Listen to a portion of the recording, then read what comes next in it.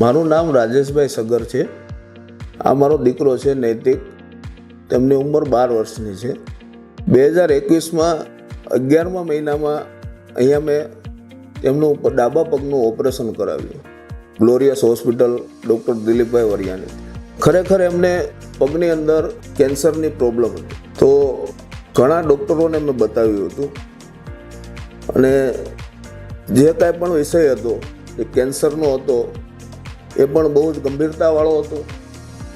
સાથોસાથ તેમને જે ડાબા પગમાં જે હતી કેન્સરની ગાંઠ, એ જગ્યા પર આખા પગની મૂવમેન્ટ બંધ થઈ શકે એવી પ્રોબ્લેમવાળી વસ્તુ હતી કે જે ઓપરેશન દરમિયાન તેમની મેન જે નસ હોય છે પગના વર્કિંગની, એ નસને કટ કરવી પડે એવી સંભાવના હતી. બધા ડૉક્ટરોનું એવું કહેવું હતું કે ભવિષ્યની અંદર પગની રિકવરી આવવાના ચાન્સ ઓછા છે.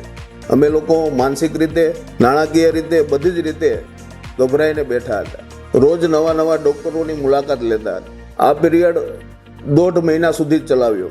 મારા એક મિત્રના માધ્યમથી દિલીપભાઈનો કોન્ટેક્ટ થયો. દિલીપભાઈની મુલાકાત લીધા પછી થોડું માનસિક રીતે પણ મદદ મળી, નાણાકીય રીતે ખર્ચમાં પણ થોડી મદદ જેવું થયું. જે બહારના ડૉક્ટરોના જે ખર્ચા હતા, તેમના જે બજેટ હતા, એમાં પણ થોડું રાહત દરે મને કામ થઈ આવ્યું. અને જે કાંઈ પણ પ્રોબ્લેમ હતી તેમાં પણ ખરેખર જે અહીંયાનું વાતાવરણ, જે હોસ્પિટલ અને દિલીપભાઈ વરિયાનું જે પ્લાસ્ટિક સર્જનનું કામ છે, ખરેખર યોગ્યતાને પાત્ર છે. કે જમણા પગની અંદરથી એમણે 15 સેન્ટીમીટરની 2 નસ કાઢી છે અને એમનો ફોરવર્ડમાં કન્સેપ્ટ આપીને ન્યૂ નસ મોડેલ કરી છે, જેના દ્વારા જે પગનું હલનચલન રિકવર મેડિકલ સાયન્સ પ્રમાણે એમણે 18 મહિનાનો મને ટાઈમિંગ આપેલો.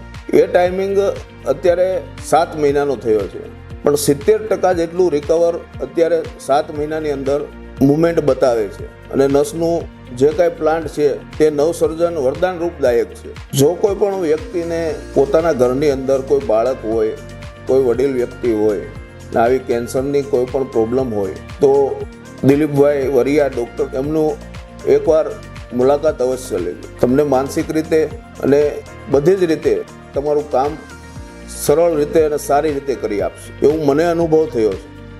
ધન્યવાદ.